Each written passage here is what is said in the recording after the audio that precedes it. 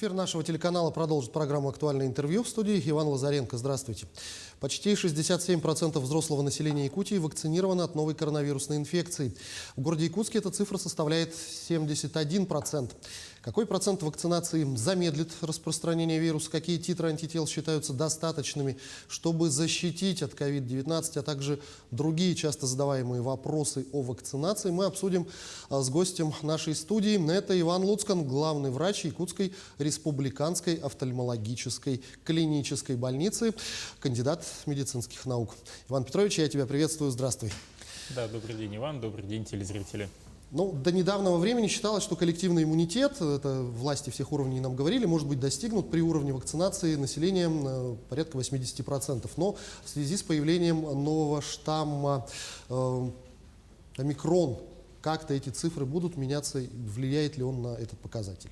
Ну, перед тем, как ответить на твой вопрос, что касается вакцинации и том, как это будет влиять, какие цифры, я хочу сказать вначале, почему ты, Ваня, отвечаешь на вопрос, связанный с вакцинацией. Вроде бы ты главный врач офтальмологии, да, а говоришь немножко о другом. Но для начала я врач, и я кандидат медицинских наук как раз по специальности общественное здоровье и организация здравоохранения, что включает в себя вопросы профилактики. А вакцинация – это один из элементов специфической профилактики на возникновение, в данном случае, инфекционных заболеваний. Теперь конкретно по цифрам. Ну вот сказали про новый штамм омикрон. Сейчас информации о нем достаточно мало. Собирается и Всемирная организация здравоохранения, обсуждает те случаи, которые выявлены, анализирует их. И последние данные, они наоборот внушают доверие о том, что он проходит в достаточно легкой форме. Но опять же, это пока данные, которые приходят из тех стран, где этот штамм выявлен. В России на данный момент, то, что у нас известно, что этого штамма пока нет, но все может быть. Он может и прийти и в ближайшие дни, например. И тогда уже статистика будет вестись по стране. На данный момент цифра 80% она оставляется актуальной. Именно тот процент, к которому мы стремимся, если взять конкретно Республику Саха-Якутия. Вот те свежие данные, которые я владею на основании данных Министерства здравоохранения Республики, если позволишь, я посмотрю. Да, конечно, значит, да, у нас на 2 декабря получили первую вакцинацию 482 604 человека, что составляет 67,3% от количества взрослого населения. Вот я почему подчеркиваю, что взрослые, мы детей на данный момент не прививаем, но они продолжают болеть и являются переносчиками инфекции. И они попадают тоже в статистику, естественно, да.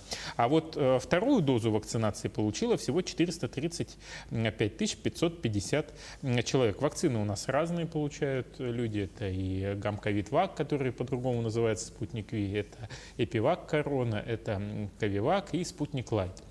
Ну вот с ноября месяца, как известно, Спутник Лайт ставится только тем, кто перенес коронавирусную инфекцию или кто проходит ревакцинацию по итогам первых 2 поставленных любых вакцин. Или это Спутник, или Эпивак, или это Ковивак. Ну, что было и со мной. В принципе, я ревакцинировался Спутник Лайтом и, между прочим, себя прекрасно чувствовал. Вообще ничего не отказывался. Так вот, то же самое. Вот мне иногда вопрос задают. Вот ты так активно за вакцинацию агитируешь, а ты сам-то что-то ставил? Ну, во-первых, я первую вакцину поставил почти год назад, хотя переболел в мае 2020 года.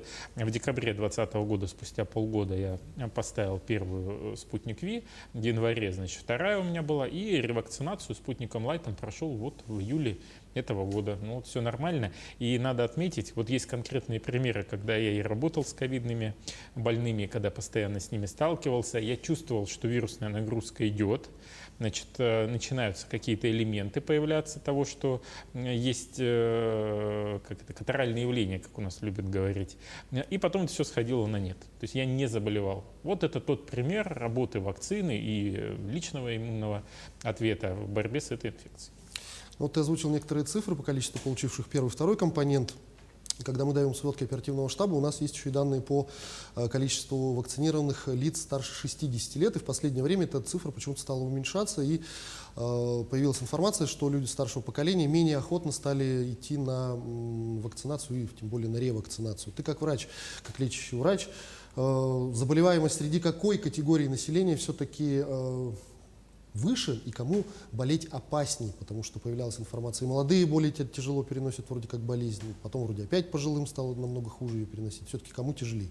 Ну, у нас несколько было волн заболеваний, и мы могли наблюдать течение болезни в разные периоды. Вот если первая волна, там конкретно были только пожилые, молодые люди и люди среднего возраста, они переносили достаточно легко, то сейчас все границы возрастные стерты.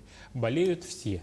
Но дети у нас болеют все равно более-менее в легкой форме, хотя у нас регистрировали случаи, когда дети находились на аппаратах искусственной вентиляции легких. Эти случаи были официально, был и молодой человек, которого вот только исполнилось 18, который, к сожалению, скончался.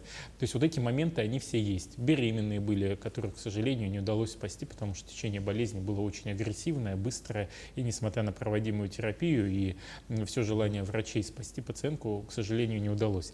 Но все равно из волн, значит, категория лиц старше 60 остается самой подверженной этому заболеванию с точки зрения агрессивности вируса. Он мутировал за это время, он каждые 2 недели меняется, и понятно, что он пытается пробить брешь в иммунной системе человека. Брешь, она в первую очередь возникает у лиц, которые старше этого возраста. И те смерти, которые мы регистрируем, это как раз лица, у которых есть хронические заболевания, сахарный диабет, гипертоническая болезнь и так далее, и так далее. Вот это та категория людей, которые, к сожалению, пополняют печальные списки. Я вот хочу сегодня озвучить одну цифру, по-моему, ее нигде еще не озвучили. Вот коллеги как раз тоже мне с Минздрава ее подсказали. Значит, сколько людей умерло привитых, а сколько непривитых. Вот у меня данные на начало где-то ноября. 1582 человека скончалось в республике, которые не получали вообще никакой вакцины. 17 человек скончалось, которые получили какую-то из вакцин.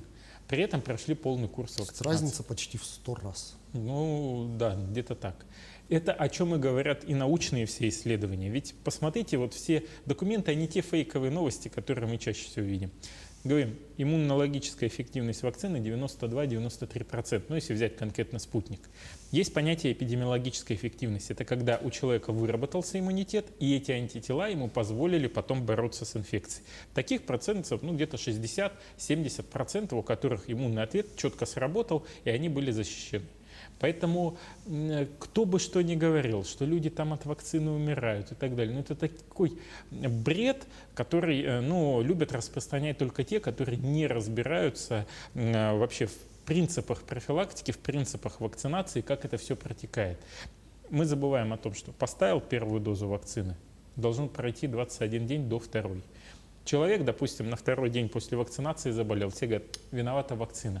Они думали, что может быть виноват то, что он не соблюдал где-то санитарный режим, да, сразу же маску сорвал. И в голове же у нас сразу щелкает, я провакцинирован же. Псевдобезопасность, все. Да, у меня все хорошо, я побежал, меры-то все равно соблюдать надо. Потом ставим 2-ю вакцину. Должен еще пройти период 21 день. 42 дня минимум должно пройти с момента постановки вакцины. А у нас все считают, поставил, через неделю я защищен.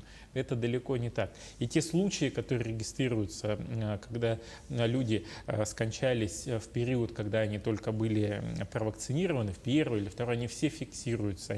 Это достаточно доступная информация. И видно же, что человек не от вакцинации скончался, а от того, что он где-то подцепил этот вирус по ходу.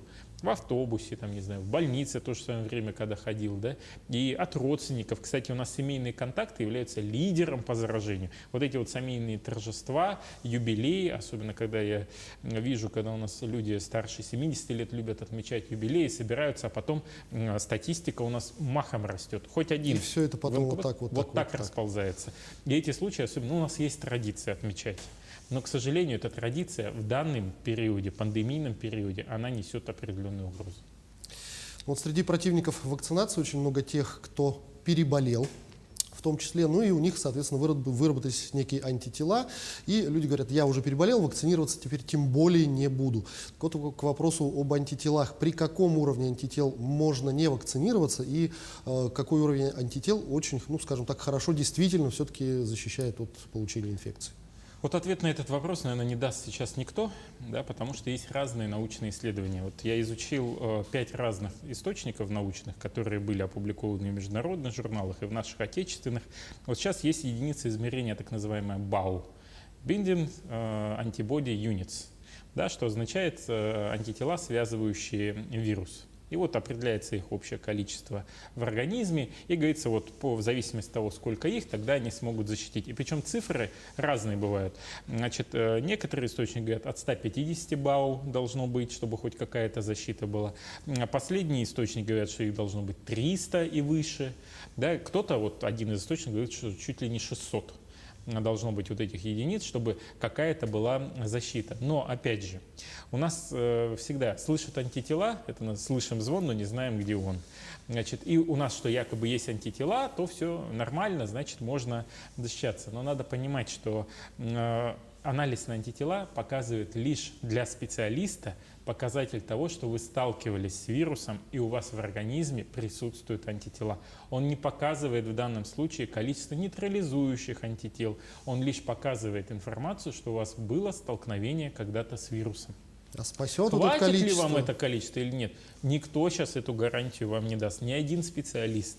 И поэтому, когда мы говорим о том, что можно ли ставить вакцину переболевшим, можно ли ставить там, с низким, высоким титром антител, вы просто несете деньги лабораториям и отдаете их для того, чтобы узнать, есть ли у вас хоть какой-то иммунный ответ. Хорошо ли это? Да, вы пополняете казну тех больниц, которые делают анализы. Ну, на здоровье сделали. Но вакцина никакого вреда не приносит человеку, который переболел и у которого есть антитела. Это уже доказанный факт. Есть ссылки на научные источники, на докторов, академиков наук, которые четко это разложили, ведущих иммунологов и нашей страны, и мира, что никакого вреда нет. Другой вопрос. Есть индивидуальная непереносимость, но для этого есть и противопоказания к вакцинации, которые необходимо обговаривать на иммунологической комиссии.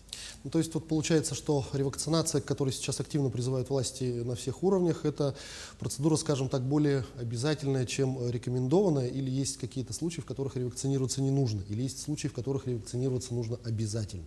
Но у нас методические рекомендации Минздрава России, которые были вот обновлены буквально в ноябре, они четко оговаривают те противопоказания, при которых ни вакцинация, ни ревакцинация пока стоит повременить.